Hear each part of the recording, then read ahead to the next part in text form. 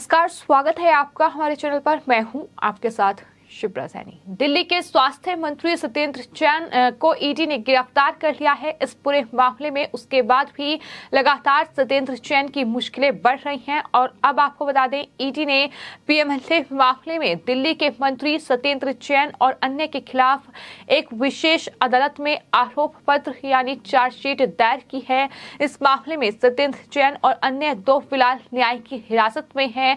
तो इस तरह से लगातार दिल्ली में अरविंद केजरीवाल सरकार में मंत्री और दिल्ली के स्वास्थ्य मंत्री सत्येंद्र जैन की मुश्किलें लगातार बढ़ रही है। एक तरफ ईडी का शिकंजा लगातार इस पूरे मामले में सत्येंद्र जैन पर कसता जा रहा है, तो दूसरी तरफ केजरीवाल से लगातार बीजेपी इस्तीफा भी मांग रही है और ये मांग कर रही है कि दिल्ली के मुख्यमंत्री केजरीवाल जो है वो सत्येंद्र जैन से इस्तीफा लें।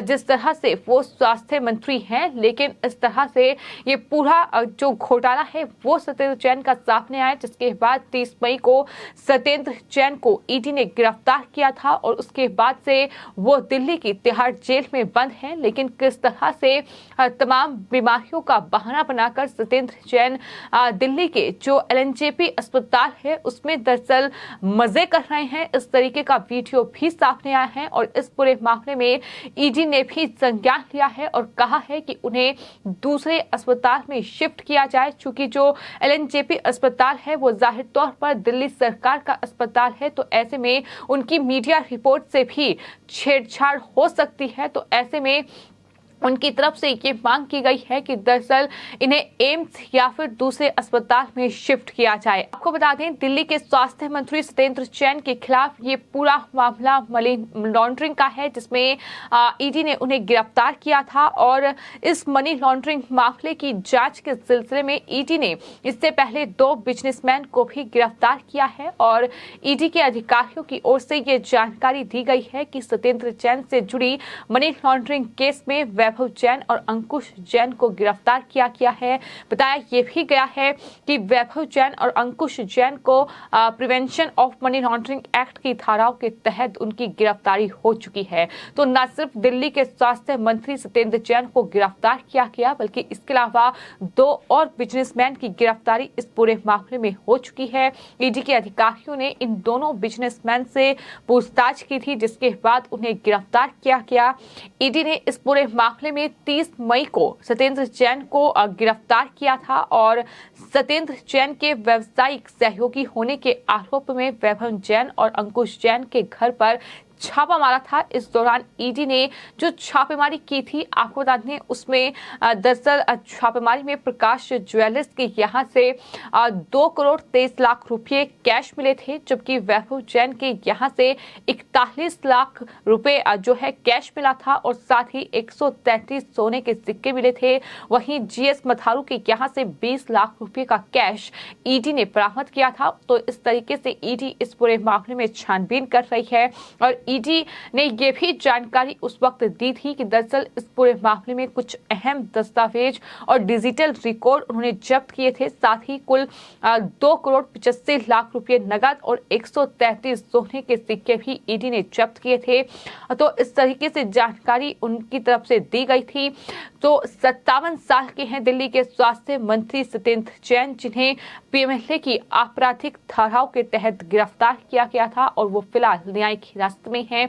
कहीं से कोई राहत सत्येंद्र जैन को नहीं मिल रही है और ईडी लगातार इस पूरे मामले में अपनी जांच जो है वो तेज कर चुकी है। सत्येंद्र जैन पर शिकंजा कसता जा रहा है और जमानत अभी तक नहीं मिल पाई है, जिसकी कोशिशें लगातार उनकी तरफ से हो रही हैं। और अब इस तरह से दिल्ली सरकार के अधीन आने वाला लोकनायक अस्पताल एलएनजेपी में एक बार फिर से इस बात को लेकर चर्चा में है कि दरअसल जो सत्येंद्र जैन है वो बीमारी का बात कहकर उस अस्पताल में एडमिट हुए हैं, लेकिन इस पर ईडी ने सवाल खड़ा किया है और यही वजह है कि ईडी ने इसको लेकर दिल्ली हाई कोर्ट का दरवाजा भी खटखटाया और साफ तौर पर ईडी की तरफ से ये अनुरोध किया गया है कि दरअसल जो सत्येंद्र जैन की चिकित्सा जहां दिल्ली सरकार के अधीन लोकनायक जयप्रकाश अस्पताल में हो रही है, उसके बजाय वो जांच जो है वो दरअसल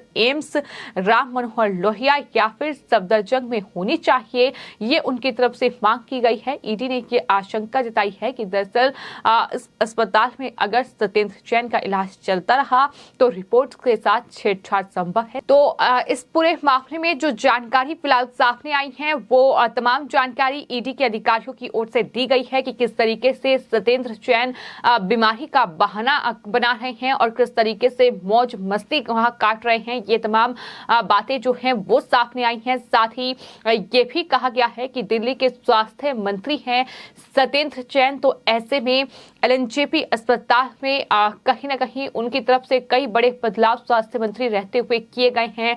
और खास बात यह है कि दरअसल पिछले कुछ दिनों में ये लगभग दूसरा या तीसरा मौका है जब एलएनजेपी अस्पताल में सत्येंद्र जैन एडमिट हुए हैं। और इतना ही नहीं, वो अपना इलाज जो है वो जूनियर डॉक्टर से करा रहे हैं ताकि रिपोर्ट्स में छेड़छाड़ की जाए। इस तरीके की बात जो है वो सामने आई है। तो इस पूरे मामले में कहीं ना कहीं एक तरफ दिल्ली सरकार ये कोशिश कर रही है कि किसी भी तरीके से जेल से बाहर सत्येंद्र जैन को रखा जाए, बीमारी का बहाना बनाकर ही सही। इस तरीके से दरअसल वो अस्पताल में एडमिट रहें जहां वो अपने परिवार के साथ रहें। साथ ही इस तरीके से तमाम चीजें जो हैं वो देखने को मिल रही है। और यही वजह है कि ईडी ने इस पूरे मामले को लेकर दिल्ली हाई कोर्ट का रुख किया है। और लेकिन वहीं इस पूरे मामले की जांच में ईडी ने तेजी लाई है और अब चार्जशीट जो है वो सत्येंद्र जैन के खिलाफ दिल्ली के स्पेशल कोर्ट में दायर कर दी गई है। और आने वाले वक्त में जाहिर तौर पर इस पूरे मामले पर सुनवाई होनी है। तो कुल मिलाकर सत्येंद्र जैन की मुश्किलें कम होने का नाम नहीं ले रही है। वहीं आम आदमी पार्टी की बौखलाहट सत्येंद्र जैन की गिरफ्तारी के बाद कई बार सामने आई है। खुद दिल्ली के मुख्यमंत्री अरविंद केजरीवाल ने कई बार सामने आकर ये कहा है कि दरअसल दिल्ली के जो स्वास्थ्य सेवाएं हैं और साथ ही दिल्ली की जो शिक्षा व्यवस्था है वो बेहतर हुई है और उसी से ही बीजेपी चिड़ी हुई है। उसी से ही बीजेपी को डर है कि आम आदमी पार्टी एक बार फिर से दिल्ली में सत्ता में आएगी और इसको लेकर ही वो लगातार इस तरीके से मंत्रियों को फंसा रहे हैं, केंद्रीय जांच एजेंसियों का दुरुपयोग कर रहे हैं। इस तरीके का आरोप प्रेस कॉन्फ्रेंस करके दिल्ली के मुख्यमंत्री अरविंद केजरीवाल की ओर से लगाए गए हैं। लेकिन वहीं राजधानी दिल्ली में लगातार बीजेपी का भी विरोध प्रदर्शन जारी है। लगातार बीजेपी के नेता केजरीवाल के खिलाफ हल्ला बोल रहे हैं। एक तरफ दिल्ली के स्वास्थ्य मंत्री सत्येंद्र जैन, जिन्हें 30 मई को गिरफ्तार किया गया था, उनका इस्तीफा केजरीवाल को लेना चाहिए, उन्हें पद से बर्खास्त करना चाहिए। तो दूसरी तरफ दिल्ली के शिक्षा मंत्री की गिरफ्तारी को लेकर भी लगातार जो है बीजेपी विरोध प्रदर्शन कर रही है। जिस तरह से नई आबकारी नीति में मनीष सिसोदिया का नाम सामने आया है, तो ऐसे में बीजेपी का गुस्सा और नाराजगी इस बात को लेकर भी है कि मनीष सिसोदिया की अभी तक गिरफ्तारी क्यों नहीं हुई है।